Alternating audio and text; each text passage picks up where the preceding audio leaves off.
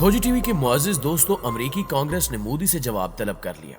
मुसलमानों और अक़लियतों पर ढाए जाने वाले मज़ालिम का हिसाब दो, वरना पाबंदियों के लिए तैयार हो जाओ। अमेरिकी कमीशन की रिपोर्ट पर भारत भर में सफ़े मातम बिछ गई। क्या अमेरिकी हुक्काम भी मोदी की शरअंगेजियों से तंग आ चुके हैं? क्या कश्मीर की आज़ादी के दिन करीब हैं? और पाकिस्तान ने किस तरह आलमी दुनिया को मजबूर किया कि वो भारत जैसे दहशतगर्द मुल्क के खिलाफ कार्रवाई करें? आज हम आपको गुज़श्ता रोज पेश की जाने वाली एक अमेरिकी रिपोर्ट के बारे में बताएंगे, जिसमें भारतीय मज़ालिम के कच्चे चट्टे खोल कर रखे गए हैं। ये रिपोर्ट क्या कहती है, ये जानने के लिए वीडियो को आखिर तक जरूर देखिएगा। तो आइए चलकर मौजू की तफसील जानते हैं। मुअज़्ज़िज़ साथियों, गुज़श्ता रोज अमेरिकी कांग्रेस के सेनेटर बॉब मैंडर्स ने भारत में ह्यूमन राइट्स की खिलाफ वर्जियों और अक़लियतों पर जुल्म पर तशवीश का इजहार करते हुए कहा कि भारत अपने आप को बड़ा जमहूरी मुल्क समझता है, मगर मुझे वहां जाने की इजाजत नहीं दी गई। इसकी वजह यह है कि भारत अपने मुल्क और कश्मीर में इंसानी हकूक की खिलाफ वर्जियों में मुलव्वस है और मुसलसल इंसानी हकूक की खिलाफ वर्जियां कर रहा है, जिसकी मैं मजम्मत करता हूं। अमेरिकी कमीशन बराए आलमी मजहबी आज़ादी यानी USCIRF ने भारत को अक़लियतों के लिए खतरनाक मुल्क करार देते हुए इसे ब्लैक लिस्ट करने की सिफारिश की है। रिपोर्ट में कहा गया है कि भारत 2019 में मजहबी आज़ादी के लिए बदतरीन मुल्क रहा।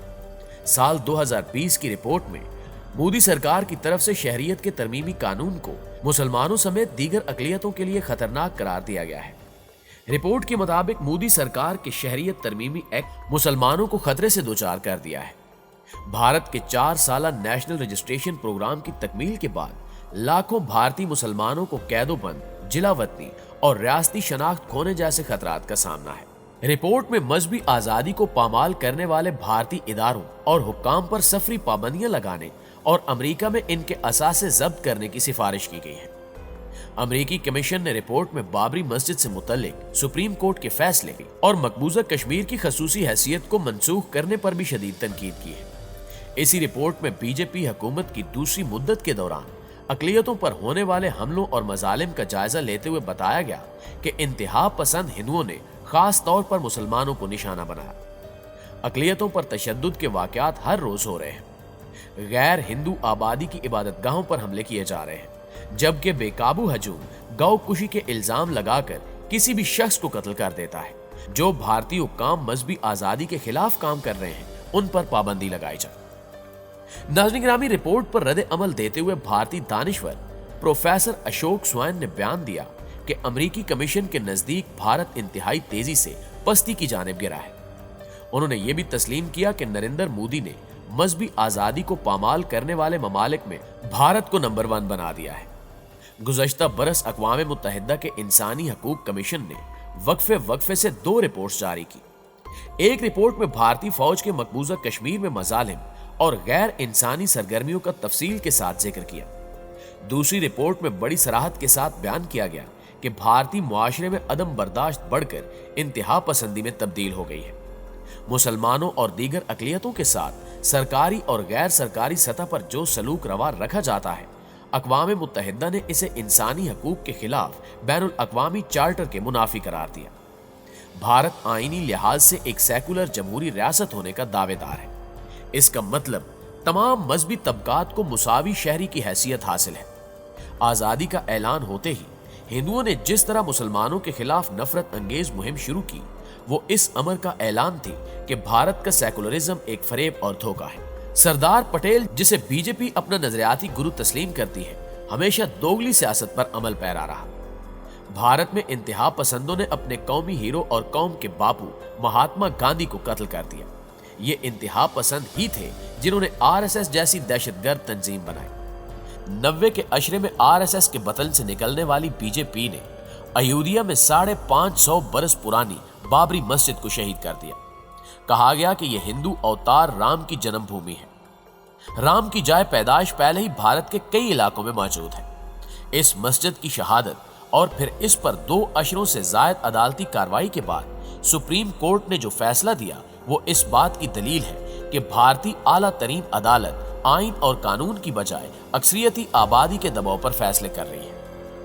नाज़रीन गिरामी, ताज़ा तरीन खबर यह भी है, ICC T20 वर्ल्ड कप में भारत के खिलाफ पाकिस्तान की जीत के बाद भारतीय पंजाब के मुख्तलिफ कॉलेजेस में انتہا پسند ہندوؤں نے کشمیری طلبہ پر حملے شروع کر دیے۔ یہ تشدد صرف اس لیے کیا گیا کیونکہ پاکستان کرکٹ ٹیم کی جیت پر کشمیری خوش تھے۔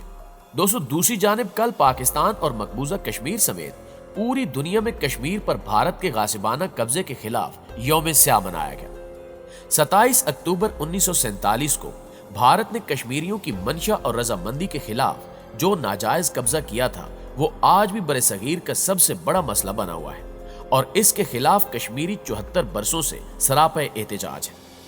اس وقت بھارت کشمیر میں جو بدترین مظالم ڈھا رہا ہے اور جس طرح اس نے آرٹیکل 370 اور 35A کو ختم کر کے مقبوضہ کشمیر کی خود مختاری کو نقصان پہنچانے کی سازش کی تھی، اس کی وجہ سے نہ صرف کشمیر میں نارمل زندگی مفلوج چلی آ رہی ہے بلکہ وہاں لاکھوں کی تعداد میں تعینات بھارتی فوج کے مظالم بھی بڑھ گئے ہیں۔ لگتا ہے کہ نریندر مودی اور ان کے ہواری بالکل ہی ذہنی دیوالیہ پن کا شکار ہو گئے ہیں، جنہیں یہ سمجھ بوجھ بھی نہیں رہی کہ طاقت کے ذریعے کشمیر کی تاریخ، تحریک اور جداگانہ حیثیت کو ختم کرنا ناممکن ہوتا ہے۔